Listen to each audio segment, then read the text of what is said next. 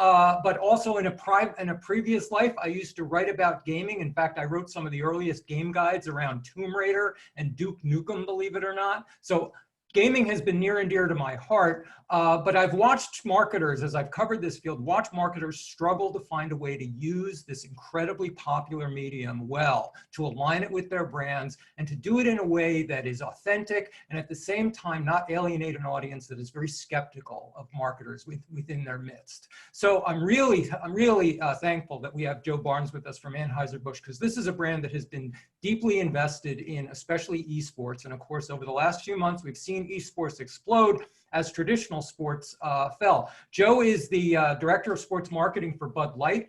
In his role, he oversees marketing efforts for the NFL, for the NHL, NCAA, soccer, and esports. So he is the man who had to make the radical pivot. Joe, welcome. Where are we getting you from?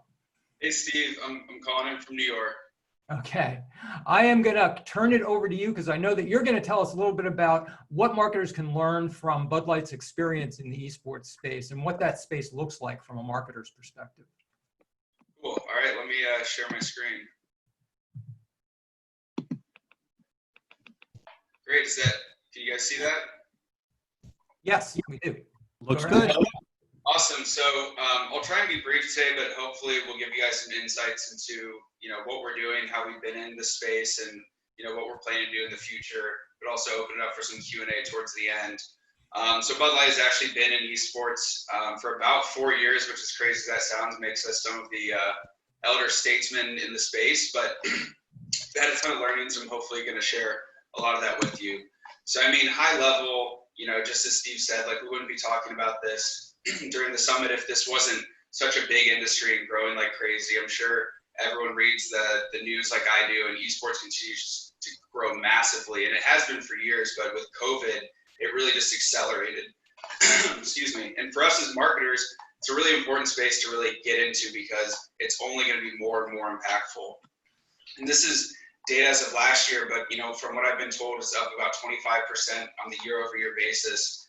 And so if we look at just the consumer base that you can reach into, 116 million unique people are going onto Twitch, and average that to probably about 150 million in 2020 since COVID struck. So a massive audience, and for a big brand like Bud Light, I mean, we're crazy if we're not trying to get into this space. And the audience that is going to Twitch every day isn't necessarily the same fan that we're reaching through our NFL partnerships, through our NHL partnerships. So this highly engaging platform is a place we have to be.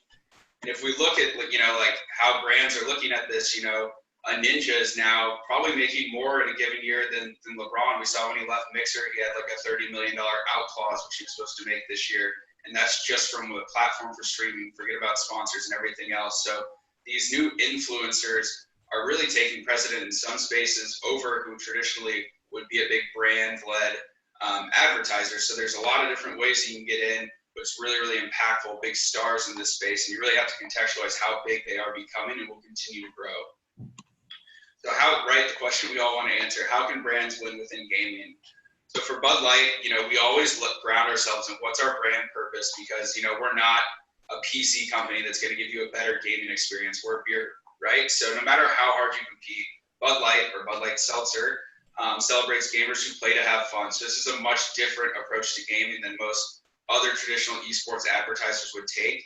But for us, we want to be inserted at the end of the game. We want to be celebratory moments. We want to speak to casual gamers, which as most of us know is a much bigger base than like hardcore esports athletes. I can't do this justice with just talking. So let me kind of show you a little recap of what we've been doing, a little sizzle from Bud Light's esports experience the past year.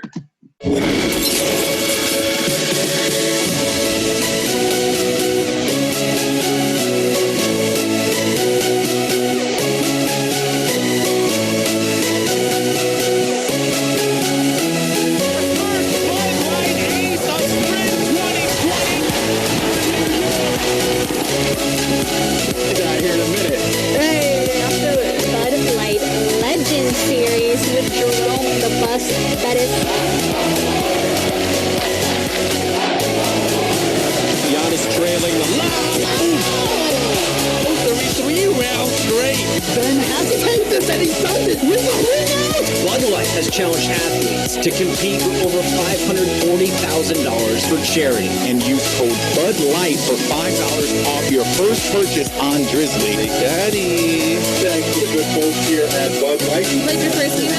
First and foremost, thanks to Bud Light. Click it. Let's click it. Fire. Jensen explodes under Smith's pressure. This is big damage. Oh my God! Boomer grabs the kill. Cracks open a cold one into Bud Light Ace for Dignitas. Yeah, yes, please. All right. Motor City, let me hear you make some noise.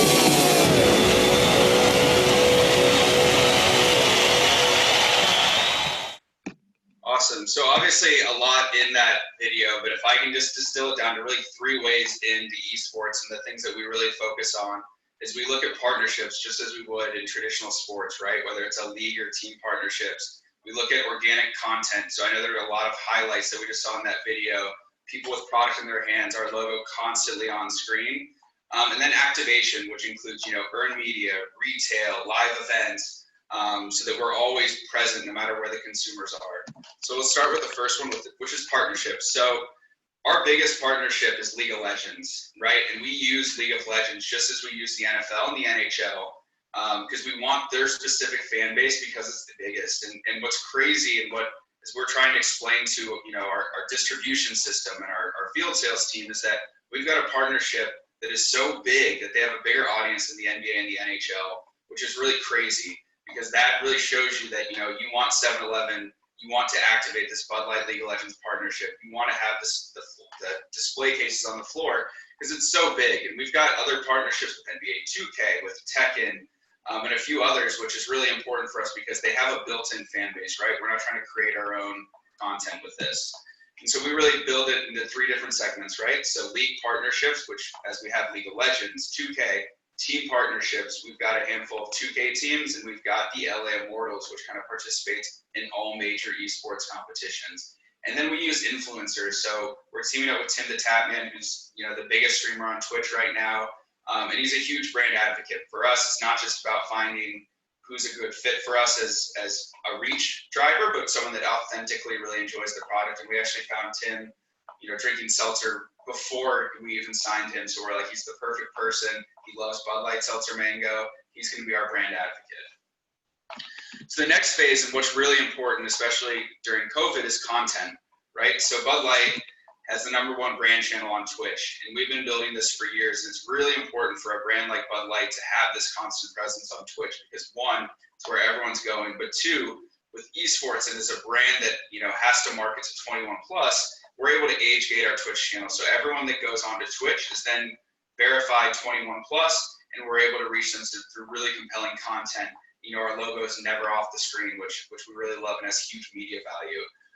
So obviously some huge stats, but we have millions and millions and millions of people that come across our channel all throughout the year and really highly engaging programming. So what do we put on it, right? So we have a mix of owned and partnership content. So with our own content, we actually have our own competitive leagues, right? But it's the Bud Light twist, right? So the Bud Light Beer League is something we came up with where amateur gamers get to sign up, compete in like a 10-week tournament, obviously can win some cash prizes, but also if they win our tournament, they actually get a placement in the professional tournament. So amateurs can become pro players. That's what we love about the beer leagues because it's really fun. It's not as serious, but then there is a great prize for someone that makes it out. And then partnership content. So every week after League of Legends, they host a show on our channel, which is the official post-game show of League of Legends. So you can see it's like bar setting, they're drinking beers, they're hanging out, they're having fun, the players are coming on. So that way our brand is really authentically integrated, right? We have to create new beer occasions because they don't exist in esports. When we came in, it's just all traditional sodas, energy drinks, high energy, because I want to be playing video games all night. Now the beer occasion is about having fun. You can virtually toast to your friends and drink some beer and watch esports.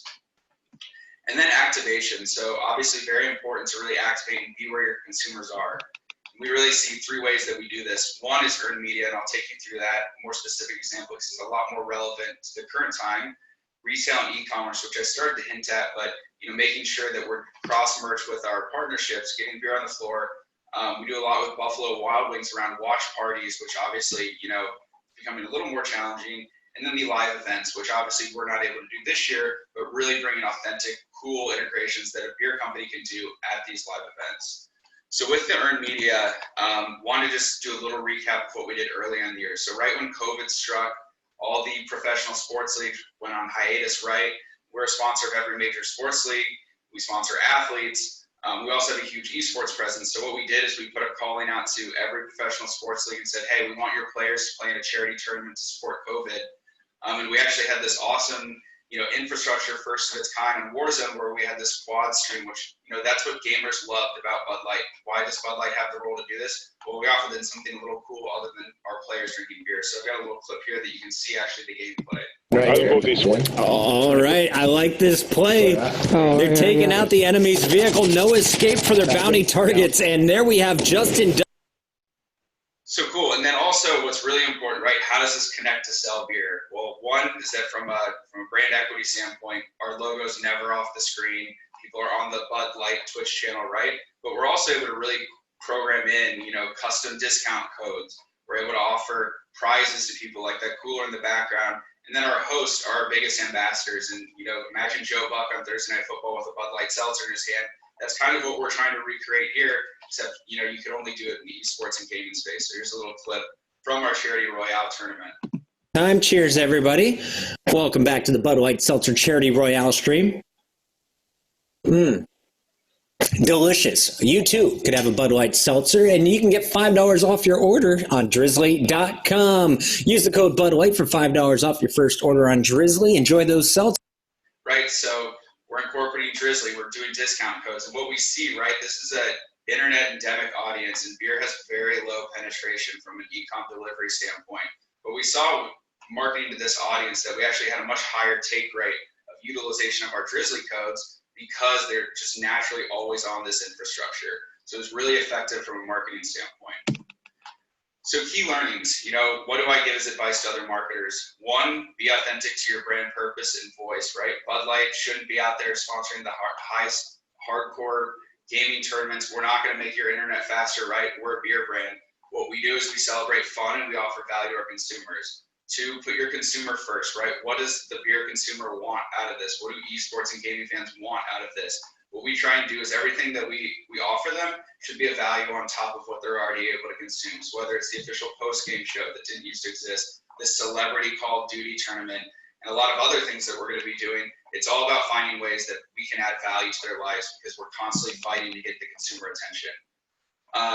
Number three, finding the right times to activate. So what we always try and do is we have a cultural calendar for the entire year with gaming, and we know the biggest moments of the year, and that's when we really want to show up, right? We can't just think that we're going to start some event and have it be big, but if we show up at an E3 conference, if we show up at TwitchCon, we know all the gamers are going to be paying attention to that. The news coverage is going to be there. So when we activate these earned media stunts, that's what's going to get the pickup. That's what's going to get the consumers talking, the Reddit threads, the social media conversation. And, obviously working pretty well because what we have from a KPI standpoint is really continue to evolve. But this year, what we've really tried to look at, especially since we can't activate in person, is, of course, viewership. But we look at social media conversation, and you might not have caught it in the Sizzle video because it went very quickly, but Bud Light has 80% share of the category. When we look at beer category, includes seltzer, White Claw, everything. We're 80% of the social conversation amongst gaming, which is really impactful. Because, traditional share of voice, we're lucky to get over 25% for a brand. So we completely dominate within our beer category of conversation. So everything that we've been doing, it's working with the consumer. We're at about 99% positive neutral feedback. So obviously a lot of really great things that we're doing. There's a lot more to be done. Next week, we're announcing our biggest gaming initiative ever. So you guys will surely be seeing that coming up.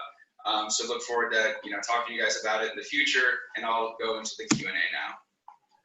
Thanks so much, Joe. That was fantastic. In fact, my first question is a question that came through our chat window from one of our marketers. So I'm going to ask his version instead. How are you measuring success of the campaigns, and what type of metrics indicate success versus failure for you? Great. So that's actually been an evolving process, and I think one of the coolest things that we've been able to do is that we have such a long-term outlook. We know we're going to be on Twitch for a full year. We're able to do RPG lift studies via Twitch, which can measure, brand equity, can measure awareness, but it can also measure purchase intent, which is really important. We also, through our partnerships, we do Nielsen studies to also show brand awareness, but also what value are we getting from our brand being on the screen. And then, some other KPIs that we're taking a look at in addition to viewership is like how many followers is the Bud Light channel getting? Because every time we turn that channel on, 35,000 people get a message in their mailbox saying Bud Light is now live. So it's continued to evolve, and it really changes program to program, but we can look at things long term on a full year basis on Twitch and really measure the brand lift, which is most important to us. It sounds like, I think you've shown that doing esports is not just like slapping pre-rolls on a Twitch channel, that this really requires a high level of integration. So for a brand that's just starting out, I mean, obviously you represent one of the deepest investments that any brand, especially CPG, has in this space. But for a brand that's starting out, what are the first baby steps? Should they play around on Twitch? Should they try to play with social influencers? Where do they start? Yeah, it's a great question. And, to really break through in the space, the pre-roll on Twitch won't get you there, but that's a smart place to start, because you'd be crazy not to invest there. But then after that, take a step back and think, what do we stand for as a brand, and what do our consumers want, right? And that's where Bud Light, it's all about fun. And so that's driven everything that we've done. And we've started with partnerships and some Twitch content to really some influencer-led content. But if I'm a different company, I may start with an influencer because I think I can put product in his hand or her hand, and they can really be my brand advocate, because they turn on their channel, and a person like Tim to tap in, they're going to get 500,000 to 1 million people a night to watch them. And if your brand is a presence on that, you're going to speak to a lot of consumers. So it really depends what your goals are. Really take a step back, understand your own ambition, and then that can kind of chart your course. We have another question that's interested in the overlap with traditional sports and comparing it to traditional sports in two ways. How do the audiences overlap? Are you really finding a unique audience, and how are you thinking about in terms of overlap, but also costs and ROI relative to your traditional sports partnerships? So it's a great question. And when we look at our trip, because we're sponsors the NFL and League of Legends, which is just a perfect, accompaniment, because that's the biggest professional sports league, traditional, but plus the biggest traditional esports league. We have the NFL from a retained standpoint, right? Our consumers that we've talked to for years are watching the NFL. When we're trying to recruit new consumers, that's not really an NFL strategy. League of Legends will recruit new consumers because it's a younger fan base.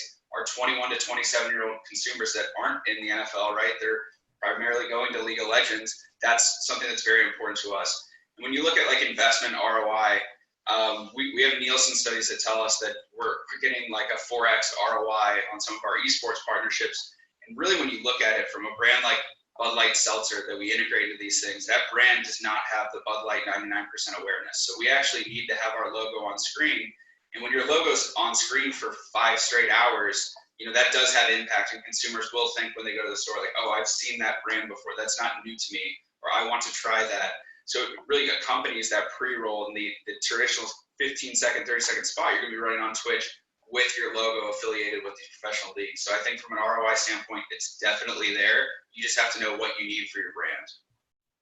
Okay, and finally, a question about gamer influence, working with gamer influencers. Obviously, esports celebs can sometimes be more controversial than even real life sports celebs, and you don't necessarily have the league buffer that you have traditionally. So how have you dealt with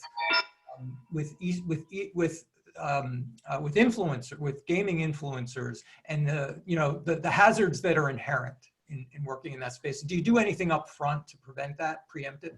Yeah, absolutely. So with all of our influencers, and I have 27 NFL athletes on 27 different NFL teams. So it's the same process we take in esports, right? So we obviously align with people that have the same values as our company.